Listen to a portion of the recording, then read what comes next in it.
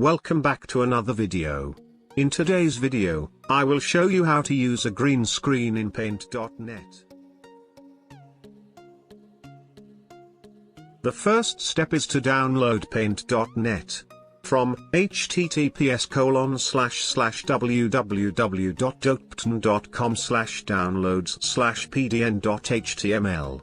Then you will need the add-on. I'll upload it to my website so you can download it from there. Go to https://mastermanstudios1.wixsite.com/msonline/forvids. Or the developers forum, https://forums.getpaint.net/topic/29806 simple chroma key green screen plugins. Now right-click on the Paint.net icon and select Open File Location.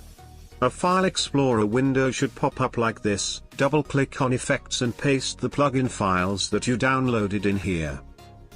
Now open Paint.net and insert an image. Then add a layer by clicking the button like shown on screen.